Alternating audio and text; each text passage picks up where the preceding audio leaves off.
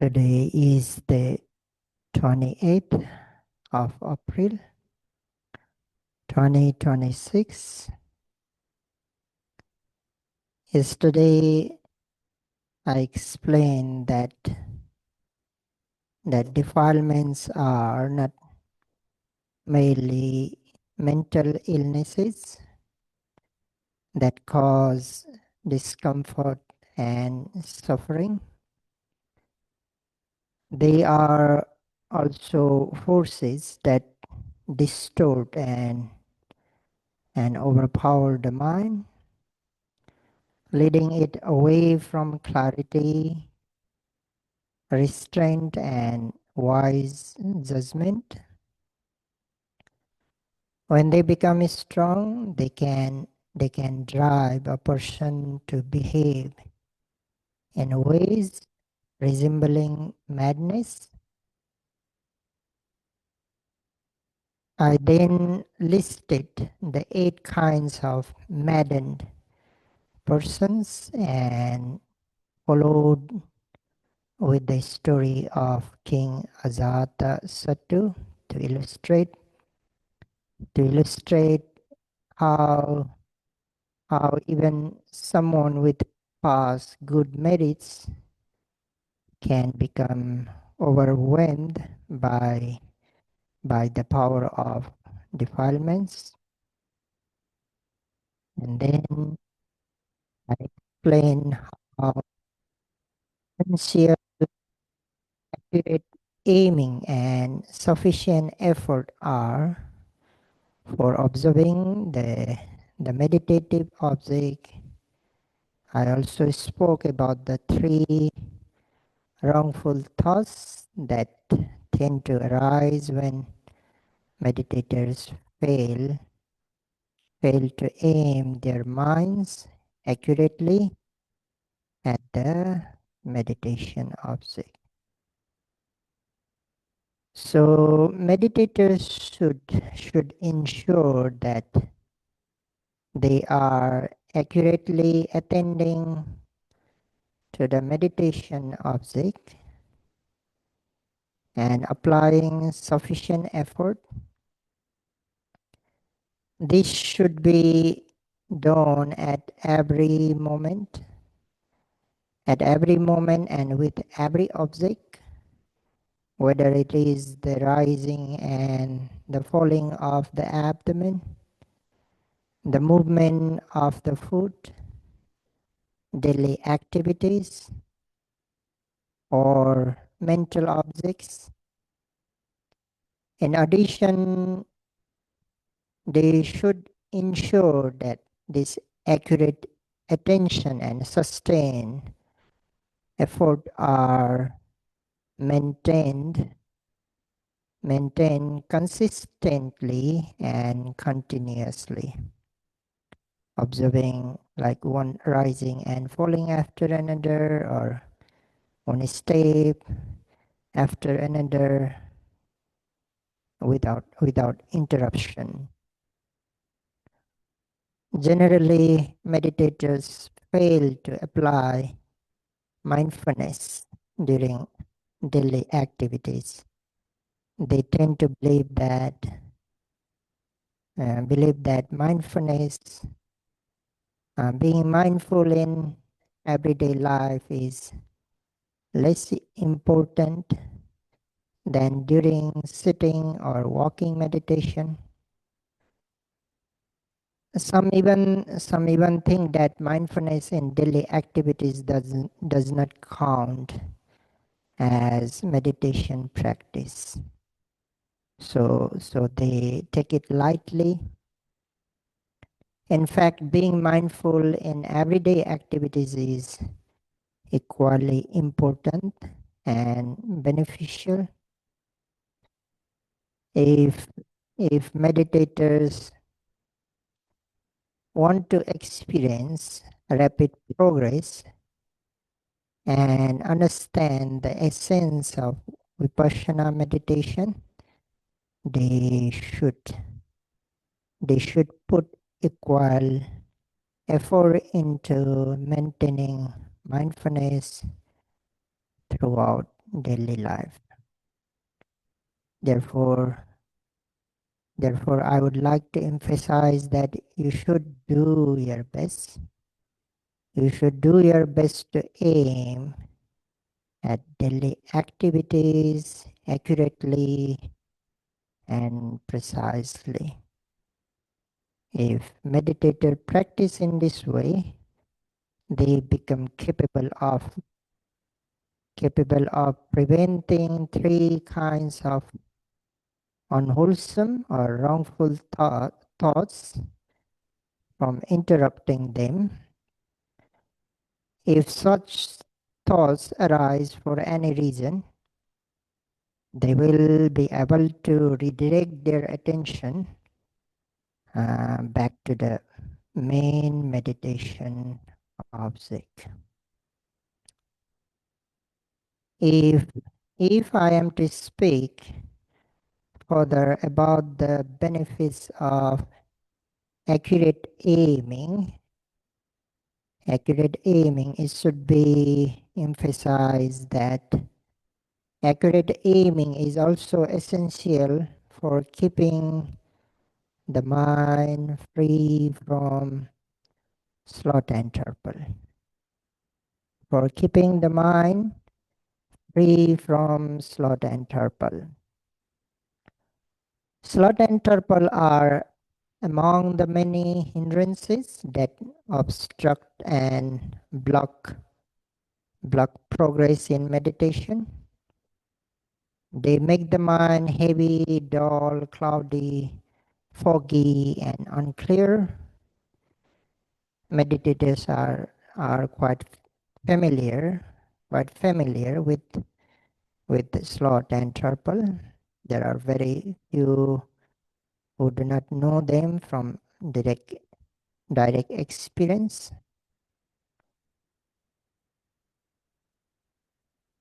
The manifestation of sloth and torpor is often seen as drooping or sagging, not only of the mind but of the body as well. And the meditator may experience a slumping posture, or closed or heavy eyelids. They may also manifest as flickering or fluttering of the eyelids due to mental heaviness, followed by nodding. When sloth and torpor become stronger, the meditator's eyelids begin to blink frequently and the head starts to nod as the mind and body gradually lose their uprightness and clarity. This condition arises mainly due to a lack of accurate aiming and subsequently a lack of effort. I repeat, this condition arises mainly due to a lack of accurate aiming and subsequently a lack of effort. Sloth and torpor contract the mind, whereas accurate aiming expands it. Sloth and torpor deactivate the mind, aiming activates it. Sloth and torpor make the mind stall while aiming refreshes it. Like at night when many thoughts are running through the mind, it becomes difficult to fall asleep because the mind is so active. In a similar way, accurate aiming and effort energize and activates the mind. Sloth and sloth and torpor wither the mind, whereas aiming revives and brightens it, like flower buds opening under the early morning sunlight. That is why whenever you feel dull, drowsy, or sleepy, you should make sure that your aiming is accurate and that your effort is sufficient. However, a common question asked by many meditators is, how should we deal with sloth and torpor? If I were to answer this question, I would say that prevention is the best way to deal with sloth and torpor. One should remain active, alert, energetic, and enthusiastic in observation so that sloth and torpor do not arise in the first place. But if sloth and torpor cannot be prevented and they do arise, then just as when a computer freezes and you refresh it repeatedly to get it working again, in the same way, when sloth and torpor arise, you must refresh and renew your aiming and effort. You refresh by observing your primary meditation object, or the feeling of sleepiness or drowsiness itself, more precisely and more meticulously. And this is the first technique for dealing with sloth and torpor. If this does not work, you can add one or two additional objects alongside the main object. For example, if you are observing the rising and falling of the abdomen, you may add the sensation of touch between the two hands as an additional object. And now you have three objects. Rising of the abdomen, noted as rising, falling of the abdomen, noted as falling, then touching, hands touching, noted as touching. When noting touching, observe the actual sensation at the point of contact, such as pressure or warmth or tingling. Continue observing in a mindful rhythm, like rising, falling, touching, rising, falling, touching, rising, falling, touching. It helps activate and stabilize the mind, countering the dullness of sloth and torpor with renewed alertness.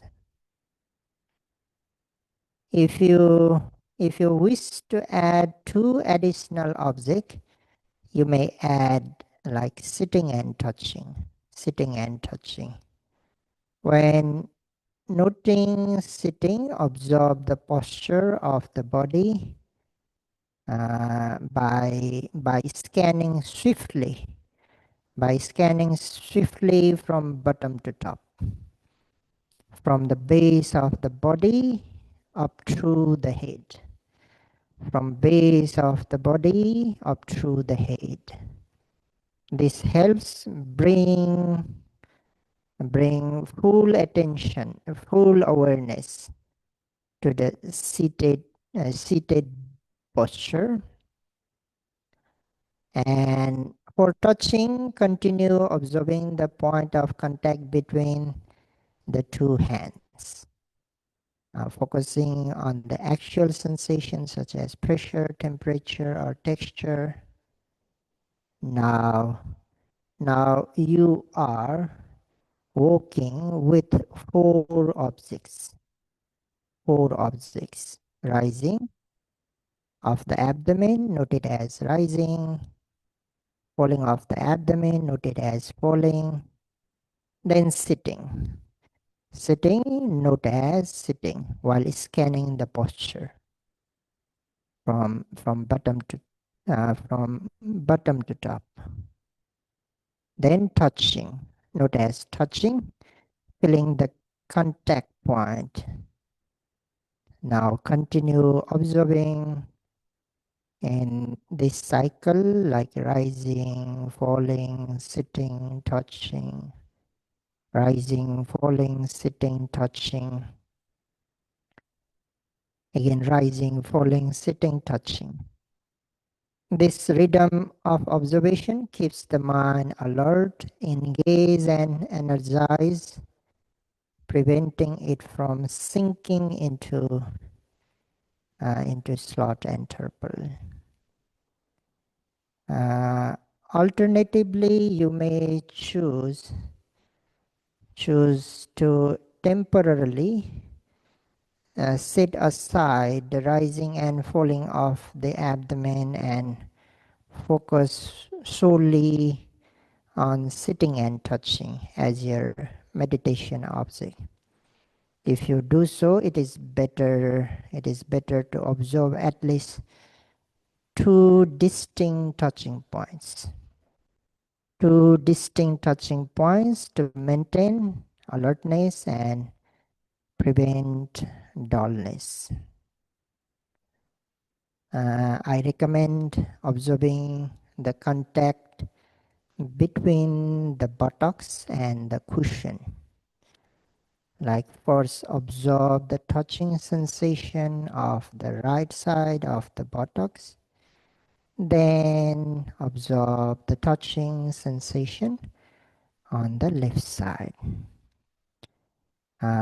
Your observation and noting should follow a clear cycle, like sitting, touching, sitting, touching, sitting, touching, where the first touching refers to the right side and the second touching refers to the left side.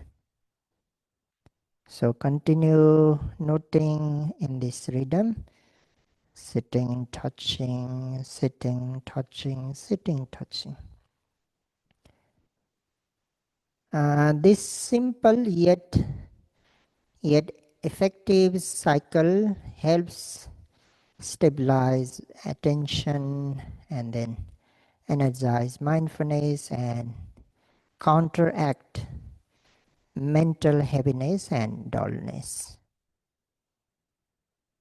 And if there is a particular sitting session during which you often feel sleepy, make sure to do good walking meditation beforehand. I repeat, if there is a particular sitting session during which you often feel sleepy, so make sure to do good walking meditation beforehand. Do not practice only the slowest level of walking. Vary the pace and remain engaged. Then then bring the effort, mindfulness and concentration developed during walking meditation into your sitting practice. You should bring that effort, mindfulness and concentration into your sitting practice. This means observing all activities diligently and mindfully. And from the very beginning of the sitting session, ensure that the mind is active, alert, and awake. Maintain continuous observation. Maintain continuous observation and do not allow the mind to become dull or lifeless. If for any reason the mind begins to grow dull or for any reason, then note it immediately. Try your best to refresh your mindfulness and boost your effort before the dullness becomes stronger. Before the dullness becomes stronger. And that is why the effort which propels the mind toward the meditative object alone is not sufficient during meditation. This is just the first level of effort. 3 levels of effort are required. The initial effort or launching effort, the uplifting or boosting effort, and the culminating effort. So three levels of effort are required, especially while dealing with sloth and torpor. You need to apply extra uplifting effort in order to overcome or in order to beat that sleepiness or sloth and torpor. So before explaining these 3 types of effort, I must first explain what effort itself is. Effort in Pali, virya. Previously, I think I mentioned that effort is the mental quality that propels the mind toward the meditative object and keep one awake, active, alert, energetic, enthusiastic, dynamic, and lively. However, this is not its literal meaning. Literally, virya refers, or an effort refers to a mental state of bravery. A mental state of bravery, or the mental quality found in a heroic or a courageous person. Like a brave person is not a coward, they are willing to face challenges and are determined to act even in the presence of fear, discomfort, or difficulty. Just consider like a frontline soldiers on a battlefield. They possess the courage to face danger and risk their lives. This illustrates the mentality of courage and determination. In the same way, virya, effort is a mental factor that that gives us the courage to face difficulties in meditation, to endure discomfort, to resist laziness, and to uh, persevere in our practice. It is this inner bravery that allows us to remain with the meditative object. Note experiences uh, clearly and continue practicing even when the conditions become challenging.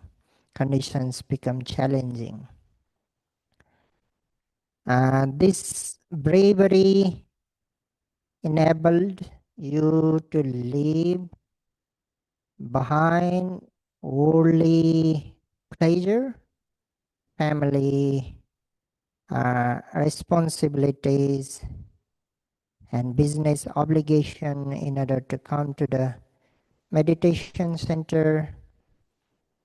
You knew that coming to a meditation center would involve facing many challenges such as limit food, reduced sleep, strict schedule, the absence of social media, and noble silence. Yet this wholesome effort gave you the strength to face those difficulties with determination. It gives you the courage to abandon defilements and to purify the mind through the observation of meditative objects in the present moment. Leaving behind ordinary pleasure, coming to the meditation center uh, to attain like a extraordinary pleasure, and beginning the meditation journey by observing presently arising object are all part of the initial or the launching effort. Uh, Initial effort or the launching effort. But during a retreat, you may find yourself feeling dissatisfied or bored with various aspects of the experience. Like the schedule may feel rigid, the food may not suit your preferences, even your cushion may feel too hard, too low, or too high, or you may dislike waking up early because you are not used to it. You may feel unhappy with the room you have been assigned, the sitting or walking space, or even the structure of the interviews.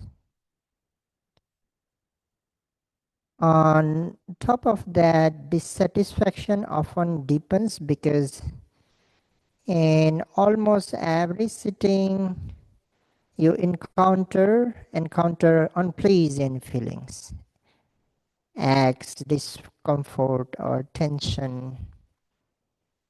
And if there is no pain, like you may find that your mind is so restless, it won't stay with the primary object even for a few seconds. There is a constant sense of failure or struggle. You have to move slowly, speak mindfully, and even avoid looking around freely, which may feel unnatural or restrictive at first. By launching effort once, you may be able to stay mindful of the primary object for a time, but it does not always lead to smooth sailing. Hindrances still arise, painful sensation, sleepiness, or other forms of distraction. You may find like yourself becoming an innocent victim of pain, impatience or expectation, drowsiness or doubt. Perhaps you had been enjoying a certain degree of calm and comfort, able to stay with the primary object with relative ease, but suddenly difficult objects arise and begin to assault the mind. Pain intensifies, restlessness creeps in, or a wave of sleepiness dulls your awareness.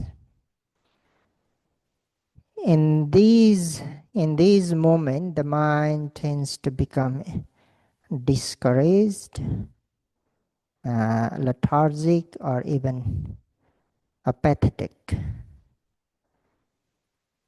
At this point, simply launching effort is no longer enough, no longer sufficient.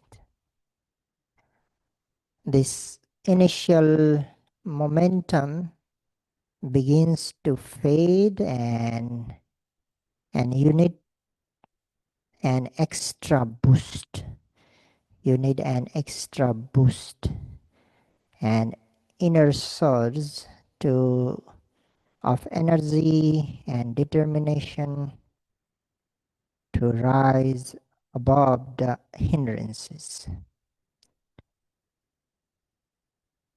Consider considered the image of an old, dilapidated house, its structure weakened by age or neglect, teetering on the blink of collapse. A mere gust of wind could easily bring it down. However, if you were to prop it up with 2 by 4s, it could continue to stand at least for a while longer. In much the same way, a mind that is ready to collapse due to pain, fatigue, or suffering can, with the support of courageous and deliberate effort, remain upright and steady. Remain upright and steady. This effort allows the practitioner to continue walking the path with a renewed sense of freshness and vigilance, even when conditions are unfavorable. So this is the second level of effort.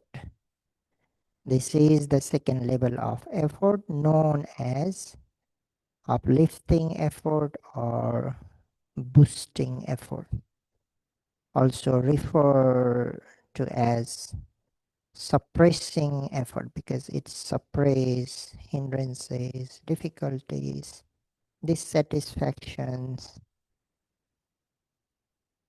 Its importance and necessity cannot be ignored when one is confronted with unbearable sensations. So, therefore, let us now discuss how to develop this second level of effort and how to deal with unbearable sensations through the application of this effort. To deal with pain or unpleasant sensations during meditation, the first step is to change your perception. To change your perception. Many meditators believe that the pain arises because of meditation, but that is not true. In reality, we have been living with pain and discomfort throughout our entire life, from the top of the head to the tip of the toes. Unpleasant sensations have always been present. Always been present. We simply haven't paid close attention to them before. That's why change your perception. The next step is acceptance. Pain must be accepted. Pain must be accepted. Unpleasant sensation must be accepted. In meditation, all kinds of experience will arise: pleasing, unpleasant, wholesome, unwholesome, joyful, painful. A meditator must learn to accept them all with equanimity. So when pain or discomfort becomes obvious, don't resist it. Do not resist it. Accept it as part of your present experience. Then, after accepting, you need to absorb the pain without expectation. Without expectation. Usually meditators watch the pain hoping that it will disappear. We do not absorb pain in order to get rid of it. We do not. We observe it to understand its true nature. We observe it to understand its true nature. We observe pain or unpleasant sensation to see its impermanence, its unsatisfactoriness or inherent suffering, and its selfless nature. In other words, we observe unpleasant sensation in order to develop mindfulness, concentration, and wisdom. Like we observe the rising and falling of the abdomen to understand its nature and to develop mindfulness, concentration, and wisdom. We observe mental objects such as thoughts, emotions, or intention for the same reason: to know their true nature and to cultivate mindfulness, concentration, and wisdom. In the same way, we observe pain or unpleasant sensation, not to get rid of them, but to understand them. We watch them to see their impermanence, unsatisfactory nature, and selflessness. This observation helps us develop the three essential qualities of the path: mindfulness, concentration, and wisdom. So it is important to remove the expectation that that observing pain will make it disappear. That kind of desire only hinders in creates and creates more suffering. The goal is not to get rid of the pain, but to see it clearly and it as it truly is. Then then do not treat pain as your enemy. Do not hate it. It's natural that no one likes pain. It's natural that no one likes pain. That's a universal truth. But during meditation, we must change our attitude toward it. Don't resist or dislike the pain. Do not resist or dislike the pain. Instead, understand that pain can be a friend, a good friend. It gives you the opportunity to develop important qualities on the path, such as patience. Patience, learning to stay with discomfort without reacting, concentration, and confidence, and a strong, like a stable mind that does not easily shake. So pain, when absorbed wisely, becomes a tool for growth, not something to run from, but something to learn from. With this attitude, you should absorb the pain by gently zooming in. You should zoom in, bringing close attention to it, as if trying to penetrate its core. If the mind becomes steady and sharp, you may begin to see that the pain is not just like one solid block, but actually made up of many different sensations, such as heat, pressure, tightness, vibration, stabbing, or pulsing. You may also notice an alive, changing movement within the pain. Just seeing this movement can bring a sense of relief, because the pain no longer feels like a fixed, unchanging wall. The heaviness often comes when we perceive pain as something solid and permanent. But when we begin to see its arising and passing away, its impermanence, it becomes much easier to observe. At times, you might even feel that the pain is separate from the body, something that is simply being known by the mind, something simply being known by the mind, like not your pain, not in your body, but just another changing object of observation. When you hold the idea, my hand, my leg, my body, and then thing is hurting me, the pain becomes much harder to bear.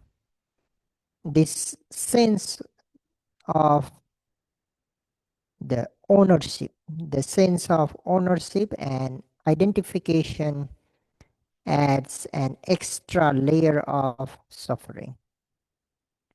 But when that idea of my body begins to subside and We simply observe sensation as they are, just as arising phenomena.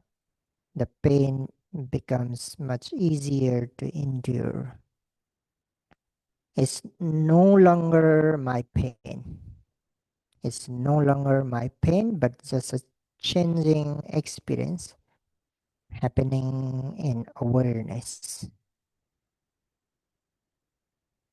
So zoom in, try to penetrate into the pain or unpleasant sensation.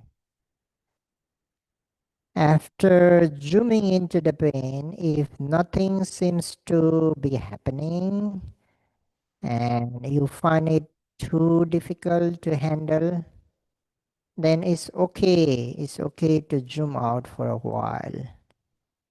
Gently reduce the intensity of your observation, relax your body and mind, and allow yourself some space.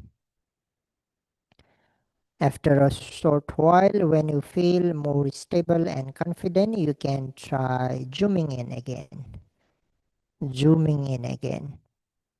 Bringing mindful attention back to the pain. So in this way, you may approach, so in this way, like you can play a kind of zoom in and zoom out game with the pain.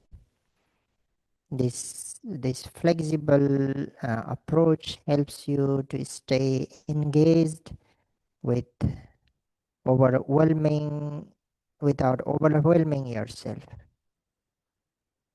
But the goal is not to make the pain disappear, but to learn how to stay present with